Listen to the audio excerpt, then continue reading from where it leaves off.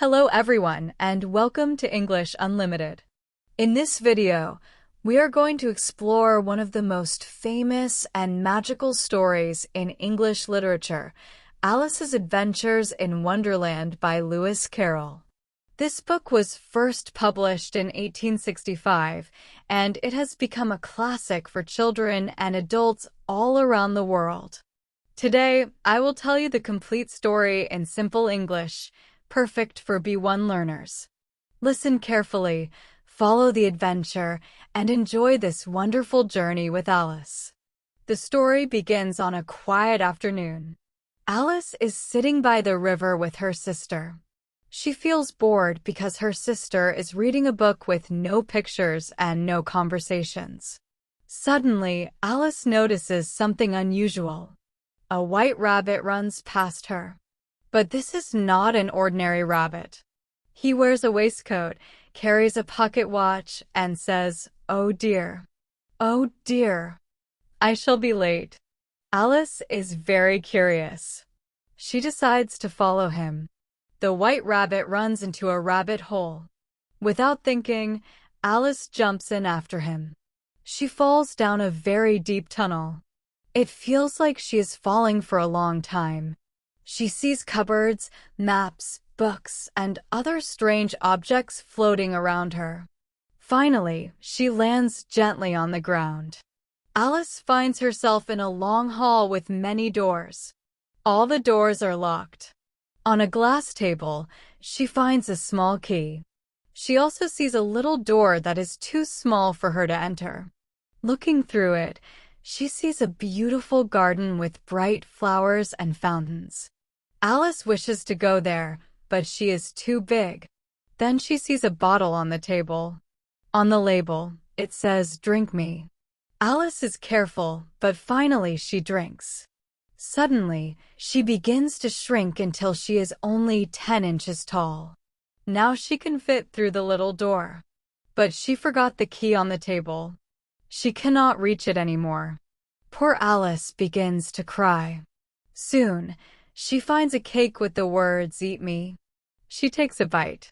This time, she grows very tall, so tall that her head touches the ceiling. She becomes very upset and cries a pool of giant tears.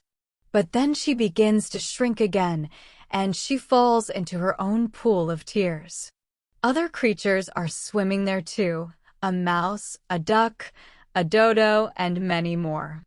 Alice and the animals climb out of the pool and decide to dry themselves. The dodo suggests a caucus race, where everyone runs in circles with no rules. Everyone wins, and they all receive prizes.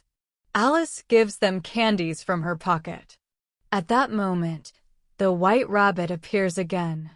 He mistakes Alice for his maid and tells her to fetch his gloves and fan. Alice goes to his house, but when she eats another piece of cake there, she grows so large that she fills the whole room. The rabbit and his friends try to get her out, even throwing stones through the window. But the stones turn into little cakes. Alice eats one, and this time she shrinks small enough to escape. As she walks through the forest, Alice meets a blue caterpillar sitting on a mushroom and smoking a hookah. The caterpillar speaks slowly and asks Alice, "Who are you?" Alice does not know how to answer because she keeps changing size. The caterpillar gives her advice. One side of the mushroom will make her grow, and the other side will make her shrink.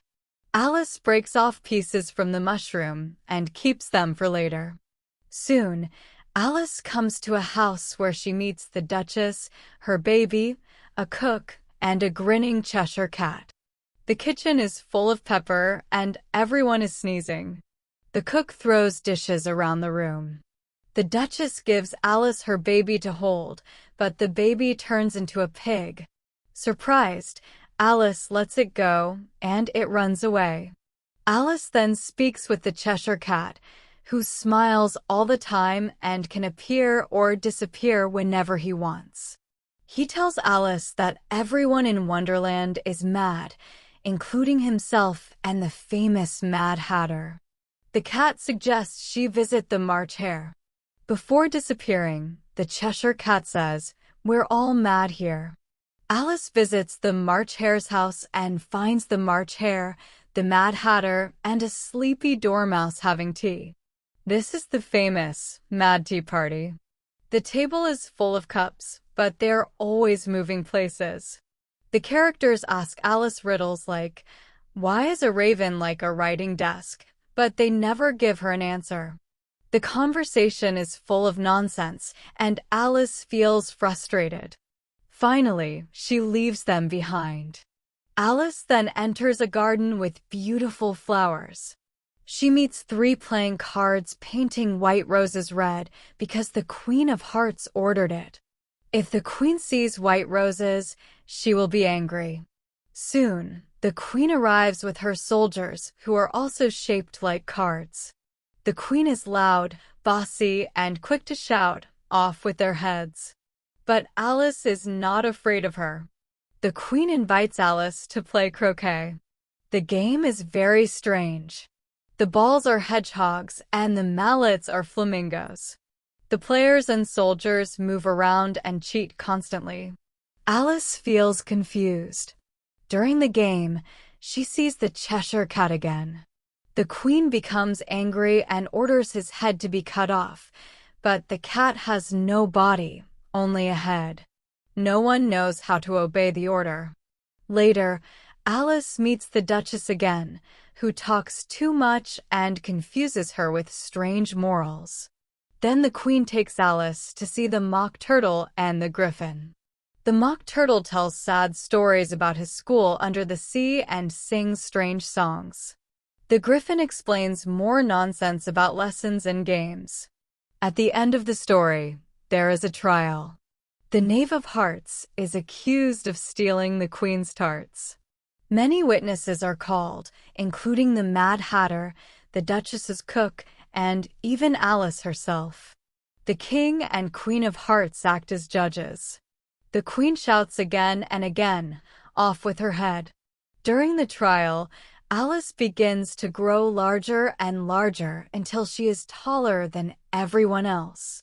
Finally, the Queen orders, "Off with her head."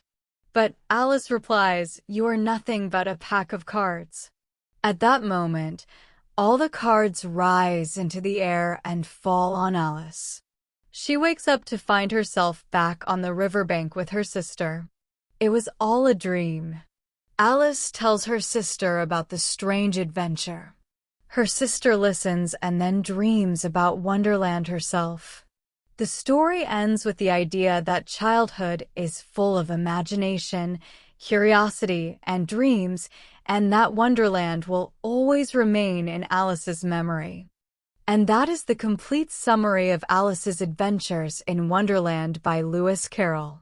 This story is not only for children.